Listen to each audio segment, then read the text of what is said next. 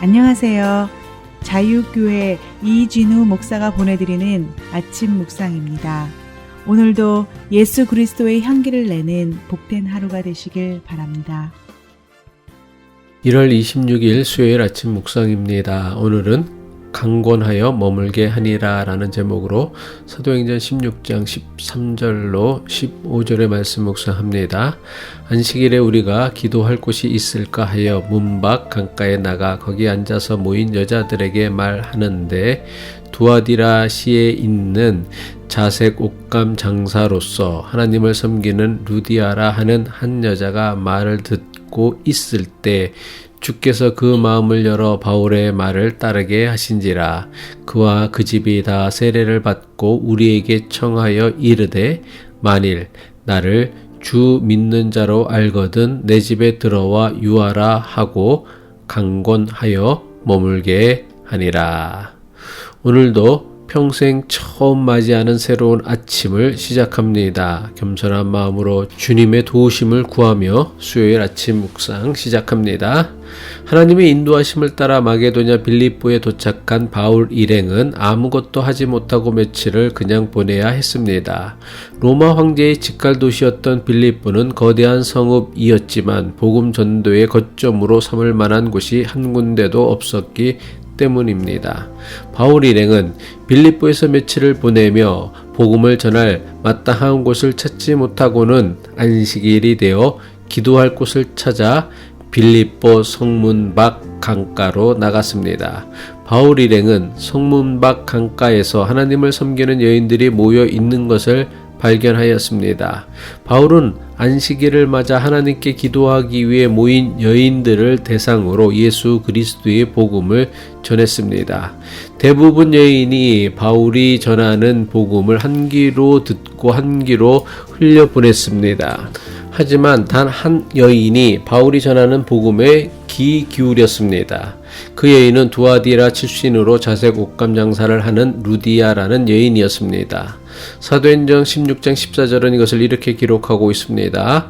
두아디라 시에 있는 자색 옷감 장사로서 하나님을 섬기는 루디아라 하는 한 여자가 말을 듣고 있을 때 주께서 그 마음을 열어 바울의 말을 따르게 하신지라.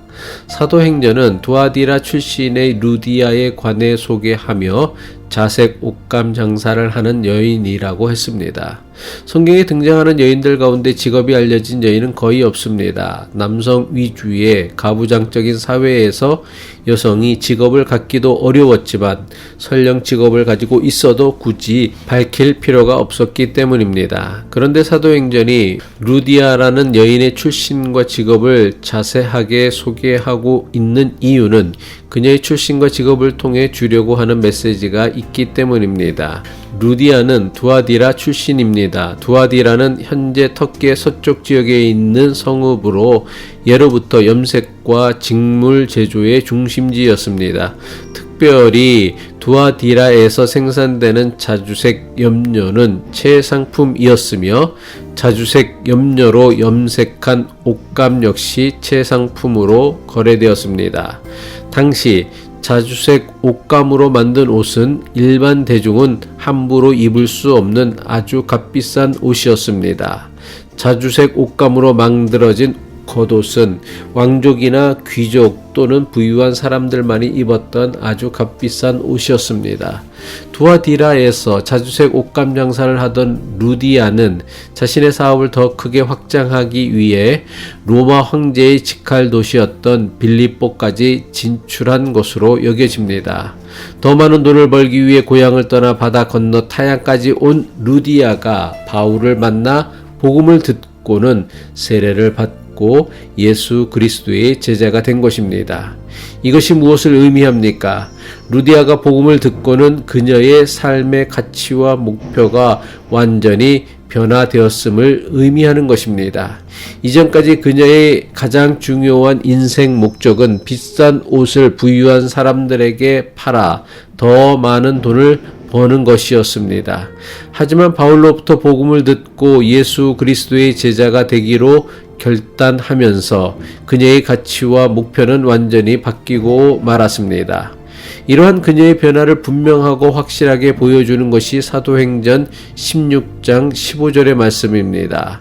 사도행전 16장 15절입니다. 그와 그 집이 다 세례를 받고 우리에게 청하여 이르되 만일 나를 주 믿는 자로 알거든 내 집에 들어와 유하라 하고 강권하여 머물게 하니라.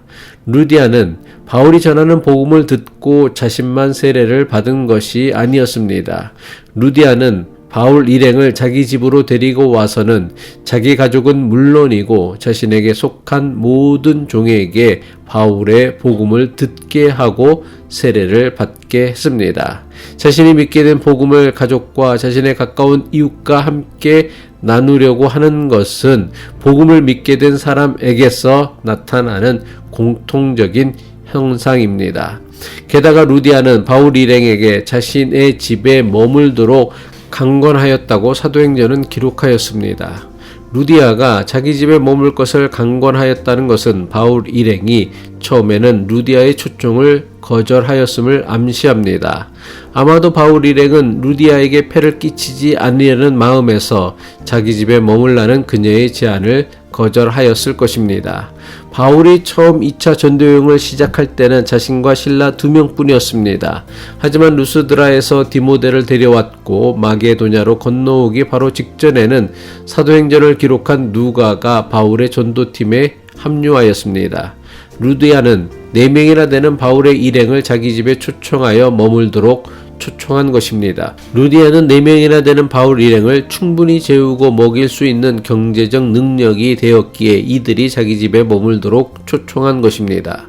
그러나 바울은 루디아가 호의를 베푼다고 이제 막 예수님의 제자가 된 루디아에게 신세지는 것을 당연하게 여기지 않았습니다. 그래서 바울은 자기 집에 머물라는 루디아의 제안을 종종히 사양한 것으로 추측됩니다. 하지만 바울의 사양에도 불구하고 루디아는 자기 집에 머물라는 초청을 거두어 드리지 않았습니다. 루디아는 바울 일행이 아무런 연고도 없이 마게도냐 빌립보를 찾아왔다는 것을 알고 있었습니다. 또한 바울 일행이 빌립보에서 마땅히 거할 곳이 없다는 것도 너무나 잘 알고 있었습니다. 그래서 루디아는 자신이 예수 그리스도의 제자가 되었다는 것을 인정한다면 자기의 집에 머물라고 강력하게 청하였던 것입니다. 바울 일행을 자기의 집에 머물게 한 것은 루디아의 사업이나 물질에 막대한 손해가 될 것이 분명했습니다. 하지만 예수 그리스도의 복음을 믿게 된 루디아는 이전의 루디와는 전혀 다른 사람이 되었습니다. 이전까지는 그녀는 더 많은 돈을 버는 것이 그녀 인생의 최고의 목적이었다면 이제는 자신이 가진 경제력으로 복음이 전파되는 것을 돕는 것이 가장 중요한 일이 된 것입니다. 이것은 지금도 마찬가지입니다. 루디아처럼 예수 그리스도의 복음을 믿게 되면 반드시 이전과는 전혀 다른 가치관으로 이전과는 전혀 다른 것을 추구하며 살게 됩니다. 루디아가 바울 일행을 자기 집에 머물도록 강권한 결과 그녀의 집에서 빌립보 교회가 시작할 수 있었습니다. 기도하겠습니다. 루디아의 회심이 그녀에게 속한 온 가족을 구원하게 했으며 그녀의 헌신과 섬김이 거대한 로마 제국을 변화시키는 시발점이 되었음을 기억하게 하옵소서. 루디아에게 나타났던 회심과 헌신의 역사가 오늘 우리에게도 나타나게 하옵소서. 예수 그리스도의 이름으로 기도합니다.